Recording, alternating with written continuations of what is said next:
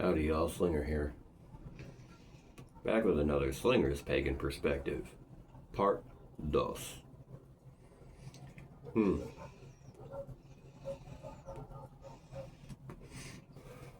This one is about Epstein.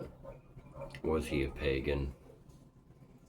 Now, before we get ahead of ourselves and generalize, just like I know Abrahamics don't like to be generalized because not a single group of them is like the other, right? There are certain groups of Christians that I give more moral respect to. And it's just moral respect because, while I don't agree with their doctrine or whatever, what I do agree with is that they held strong with their roots. They weren't infiltrated by the Judenverein. You know, this is my take on it, is he may have been a pagan, but there are many different types of pagan.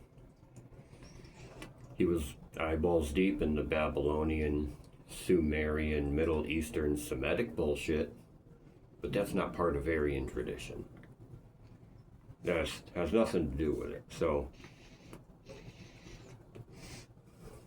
well, long story short is, when you surpass a certain level of Abrahamic and you get into the Baal sacrifices and the Satanism and all that, it's all Abrahamic, but it's also pagan because there are multiple deities they revere.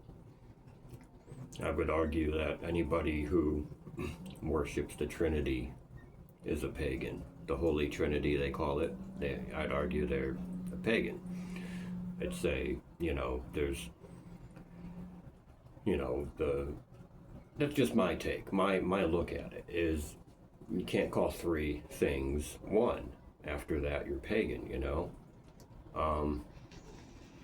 Has nothing to do with Aryan tradition, though.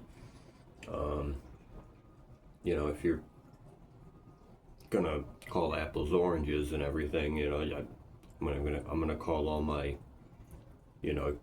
different variety of Christian friends. I'm not gonna call them Catholic, just like I'm not gonna call a Norse pagan who has nothing in common with a people from, say, India who are still pagan. We have not much in common, Generalized, we are pagan, but when scrutinized, we are totally different. That's just my take. Alright? You have a good day. Slinger out.